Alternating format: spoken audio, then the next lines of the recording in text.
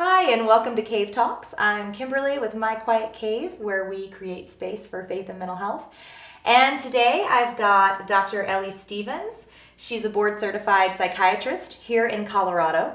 And she also happens to be a retired major in the Air Force, where she studied to be a psychiatrist. So thank you, Ellie, for being here. Thanks for having me. So I'd love to just talk with you about kind of some of your experiences or what made you kind of want to go into psychiatry. I'm just very curious about that. Yeah, so my grandpa was a World War II veteran, also a police officer, and he dealt with a lot of stressors and trauma on the job, and just really seeing how he dealt with things, recognizing how he could be helped in the best way. And from that standpoint of psychiatry, as you really get to know the person, you really dive deep into, okay, what's really going on? And instead of covering symptoms up with something or masking things, really go into the source of the issues and help bringing life to that person and abundance instead of just being in survival mode. So PTSD, I'd love to talk to you about trauma and stressors. Could you give me just a kind of a definition? I know it's a word that we hear a lot, Right. or an acronym that we hear a lot, PTSD, but what exactly does that mean?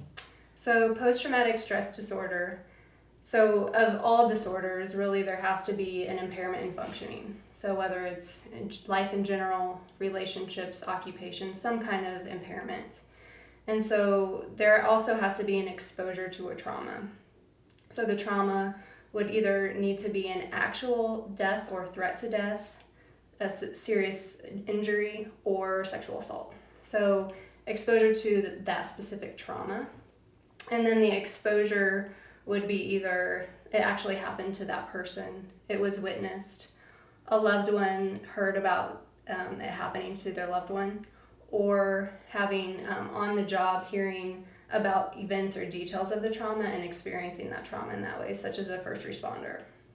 And we do hear a lot about this associated with first responders and of course with our military. Right. But it sounds like it really can kind of be, it's a lot more broad than that. Yeah, so anybody could really experience those kind of traumas in everyday life. It doesn't have to be in war or as a police officer or first responder. It could be in just in family situations or environments, and so it's kind of missed a lot of times. So give me an idea of what this looks like kind of in the everyday person. So there's 4 different criteria that are involved in post-traumatic stress disorder. So intrusive symptoms is one category. So it would be, you hear of flashbacks or people having nightmares about the event, or actually re-experiencing emotions or physical symptoms of the trauma. And so that's kind of one criteria. So sometimes you'll hear stories of maybe a veteran comes back and they're in a grocery store and they hear a loud noise and they duck for cover, that kind of thing. So they actually feel like they're back into that same area where they experienced the trauma. So it can come in many shapes and sizes. The other piece would be avoidance. So that's where their world starts becoming really small because they're avoiding anything that reminds them of the trauma or event. And maybe they won't go out into crowds, maybe they won't go into certain situations because they might be triggered and they want to avoid all those triggers. So just really closed off from other people and from the public and going out and having fun. The other piece would be negative changes in mood or cognition. So it would be depression or having these cognitive distortions or thoughts where they think that everything is bad now. They can't trust anybody. So problems with intimacy, problems with trust, problems with power and control and those kind of things. So they have all those negative thoughts surrounding those things. And then the other one would be changes in arousal or reactivity. So they are very reactive or overreactive to small things. Or and it's within a relationship, the person who is in a relationship with them might wonder, why are they reacting so strongly to this, or why are they so angry and those kind of things. Well, they're responding to triggers, but they might not even realize it. And so there's just changes in arousal too. So there's hyper arousal or hypo arousal.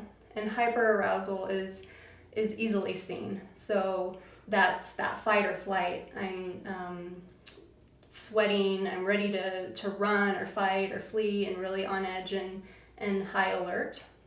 The hypoarousal is a little bit harder to see. It's more where someone is just checked out. They've just zoned out. They're not grounded in the moment. They may be dissociating. They may be just kind of not in the present. And that is either extreme is not good at all.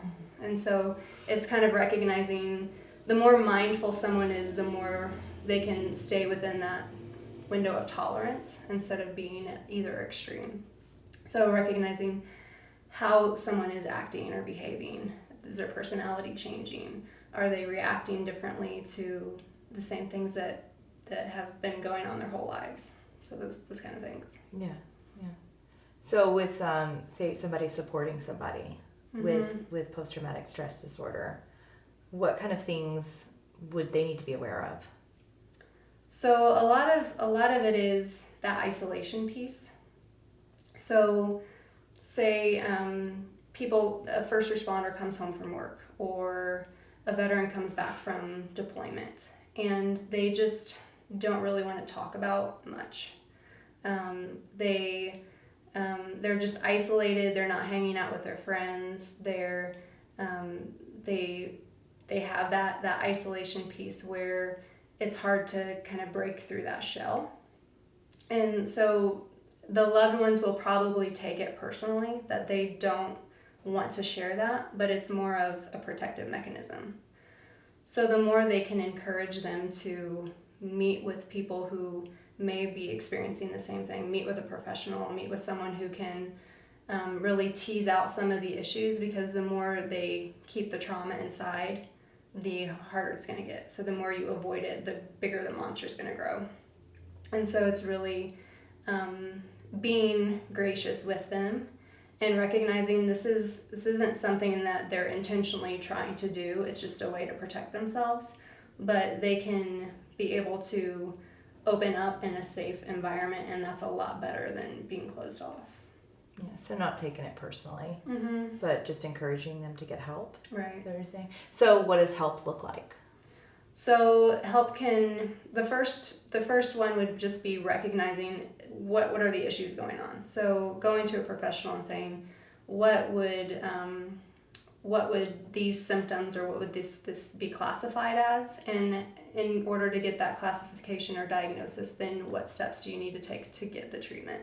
So just the bringing it to awareness of, these are the things I'm struggling with, what's the best path for healing? And so not to necessarily put people in a box, but it's the best way to classify something that's going on and take them down the best path for healing that's been researched and studied and proven successful. So it would be either a psychologist or psychiatrist to diagnose, and then there are multiple modalities of therapy. It kind of depends on the individual and a lot of different people heal in different ways. And so it's just kind of working together with a professional, finding out the best way for healing. So there's cognitive processing therapy, there's prolonged exposure therapy, there's EMDR, there's mind-body protocols like Splonkna or thought field therapy and just different things like that. So there's multiple modalities. And also I truly believe, through what I have seen in practice, that group therapy or group support is extremely healing, where people know they're not alone and they can come together and really wrestle with their struggles, wrestle with what they've seen, what they've experienced, wrestle with just the things that they've started believing, and really be able to discern, is this true, is this reality, or is this something that I've created to protect myself from further trauma? And sometimes medications are helpful, getting evaluated with, there's the stress hormones and things like that can really be through the roof with trauma. And so getting a good physical exam, medical evaluation, to see what's happened to my testosterone, what's happened to my cortisol levels, what's happened to these things to help me get back on track. And so, and sometimes medications can help bring them up to a level where they can actually focus and engage in therapy instead of being so hyper or hypo-aroused that they just can't maintain focus at all. Yeah, because they're just not able to do that. Mm-hmm. Yeah. I like that you said group therapy or being in groups with people that understand, because I also wanted to highlight that you have authored with Advancing Warriors the Tribe curriculum. Could you talk to us a little bit about that? Sure. So Tribe is a way to gain a sense of purpose, a sense of mission, being able to really identify where my barriers are to healing and growth and tackle them through an action plan. So it's an 8-week course that kind of goes through together wrestling with, okay, what are my barriers to growth? How can I see my mission and my identity? So whether it's I'm retired or I'm transitioning out of the military, now what's my purpose? What am I doing with my life? What's my identity? I was a soldier, I was a Marine, I was what fill in the blank, and now I'm not there anymore. I'm not in that environment. And so it's really kind of helping people wrestle with, okay, what do I need to do now that my mission is over? Or within emergency responders, how can I transition from a work and stress of seeing all these traumas every day and have a space where I can wrestle with those things and really with people who understand and get it, and then I can rise above that, or rise above the stressors and know, well, I have a greater sense of purpose, a greater identity than these traumas, and these things don't define me. And so it's really connecting with other people and starting to regain trust in people and regain trust in God, and really working through what's really kind of holding them back and that they don't necessarily want to bring up because it's too hard on their own. You know, that's a theme I've been hearing over and over doing these talks, is that the importance of being in community with people with shared experiences, which is what I love so much about what My Quiet Cave does, and also with Advancing Warriors, that you do so well. Well, and I, within my practice and my training, it's so hard to get people to open up about things. And when you're in a group and one person starts opening up about the trauma they saw in Vietnam that they've never told anyone, then other people can say, oh wow, they see this space where they can open up. Now I can start opening up and share what happened with me 10 years ago. So it's really, it's creating this healing environment where people feel comfortable, or more comfortable than they would otherwise, maybe with sitting in an office or at the doctor or with their therapist, being able to, within community, knowing that, well, I'm not going to be judged. I'm not going to be slapped with a diagnosis or my security clearance taken. Like, I'm just in this group and I can be who I really am, and I don't have to fear any consequences with that. So what does recovery look like? So recovery doesn't happen overnight. Everybody looks for a quick fix, and it's a long road, and it looks different for everyone. There's, like I said earlier about different treatments and therapy, some people make huge gains within one therapy, or in a different person through the same therapy might only find minimal gains. So really having a support system coming alongside of you and really pouring in and focusing on hope, focusing on positivity, those are the things that are really going to help promote healing and make it a little bit faster than it would otherwise. Really acknowledging what it is and addressing it and processing through the trauma. A lot of times most people bury things. That's just kind of our survival mechanism. And the trauma will come out in somatic symptoms like migraines or really bad GI upset, or just different modalities or different things that might show up as potential medical symptoms. And it's just because they're not dealing with the trauma, their body is having to work so hard just to contain it that they don't get it out and release it and allow their body to just relax. And so the biggest barrier to healing and recovery is ignoring it and not acknowledging it and avoiding. And so the more people who address that, the quicker and less painful it is all in the long run. Not that it's not painful, it is pretty painful, but addressing it and really one step at a time, and knowing that it's not going to happen overnight. It's not this quick fix, and not really getting down on themselves when they haven't recovered to the point where they feel like they should be recovered, and really recognizing, even it's kind of similar to grief, where grief is a continuum, and it's sometimes people will grieve within the same day, all the stages of grief, or it might take